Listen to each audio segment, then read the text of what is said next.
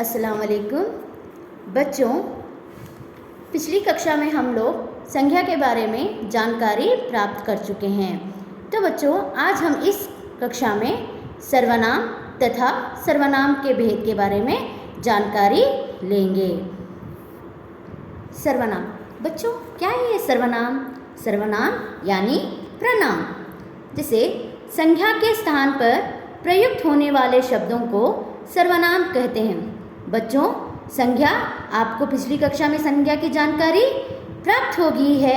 तो संज्ञा मीन्स किसी व्यक्ति, वस्तु, स्थान, प्राणी का बोध कराने वाले शब्दों को संज्ञा कहते हैं। यहाँ पे बच्चों सर्वनाम यानी संज्ञा के स्थान पर, संज्ञा यानी जैसे कि मोहन खेल रहा है, तो मोहन है व्यक्ति, तो वहाँ पे मोहन की बजाय हम संज्ञा के स्थान पे वह खेल रहा है, तो ये है सर्वनाम। यहाँ पे बच्चों आप लोग देख सकते हैं कि सब लोग परीक्षा में पास हो गए हैं। सब लोग यहाँ पे मेंशन नहीं कर रहे हैं किसी एक व्यक्ति या दो व्यक्तियों के, लेकिन यहाँ पे पूरी कक्षा में जितने भी बच्चे हैं वो लोग जो है परीक्षा में पास हो चुके हैं। और दूसरा उदाहरण में देखिए बच्चों, मैं फुटबॉल खेल रहा हूँ। यहाँ पे कोई भी हो सकता है, आप भी हो सकते हैं। यहाँ पे मैं यानी संज्ञा के स्थान पर जो है सर्वनाम शब्द है, मैं फुटबॉल खेल रहा हूँ। और जो है तीसरा उदाहरण है, तुम कहाँ जा रहे हो, कोई भी हो सकता है, तुम कहाँ जा रहे हो।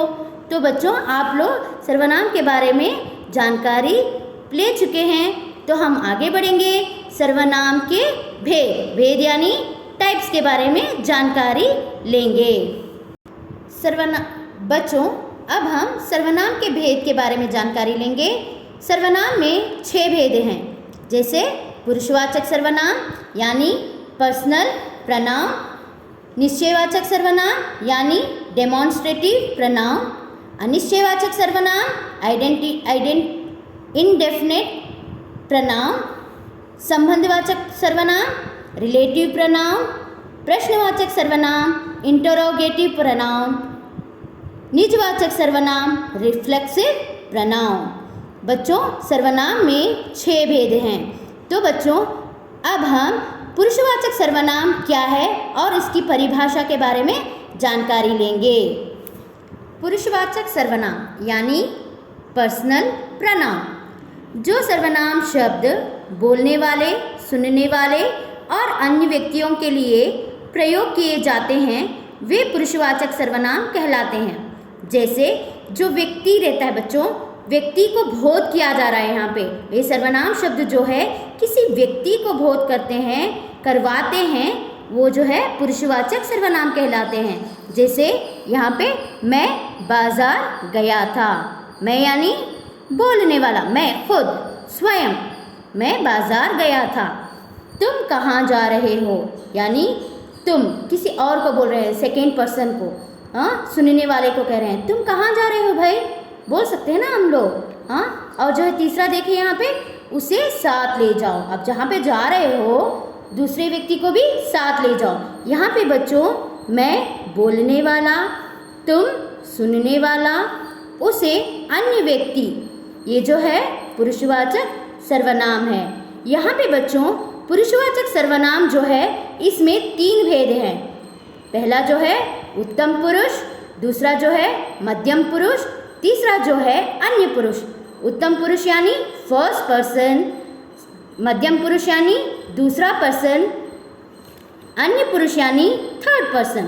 तो जो है बोलने वाला, सुनने वाला और अन्य किसी और थर्ड पर्सन जो है उसका बोध आइडेंटिफाई कराने वाले शब्द को पुरुषवाचक सर्वनाम कहते हैं। ठीक है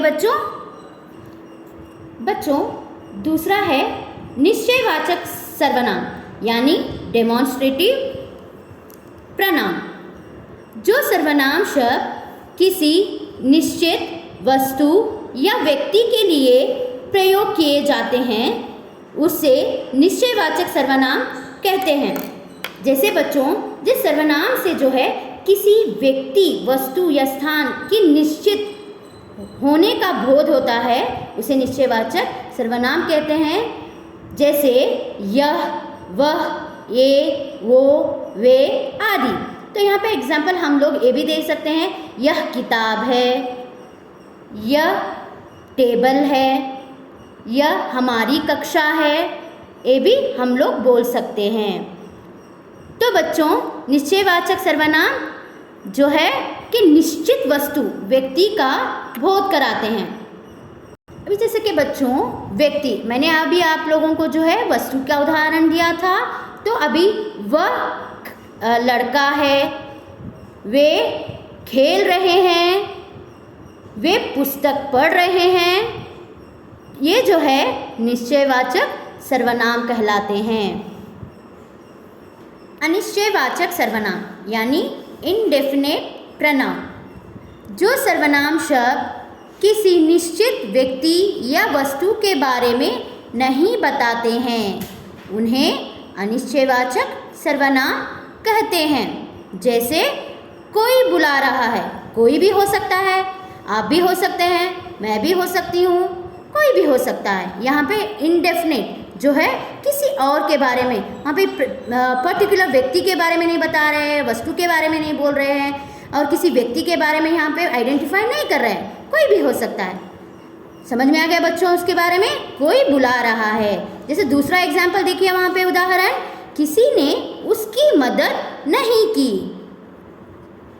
जैसे बच्चों जो शब्द किसी व्यक्ति, वस्तु, स्थान आदि का निश्चयपूर्वक बोध, निश्चयपूर्वक मीन्स कंफर्म इंफॉर्मेशन न करवाता है, उसे अनिश्चयवाचक सर्वनाम कहते हैं। जैसे बच्चों यहाँ पे मैंने बताया उदाहरण, कोई बुला रहा है, कोई भी हो सकता है वहाँ पे, लेकिन वहाँ पे कार्य हो रहा है, लेकिन कोई भी बुला सकता है, कोई भी निश्चित पूर्वक वहाँ पे दिखा नहीं रहा है।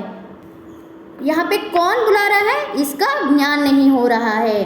तो दूसरा एग्जाम्पल है, किसी ने उसकी मदद नहीं की, कोई भी हो सकता है, तो किसी ने उसकी मदद नहीं की।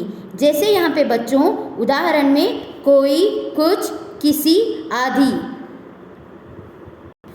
ऐसे शब्दों को अनिश्चयवाचक सर्वनाम कहते हैं। जैसे इनडेफिनेट प्रनाउन।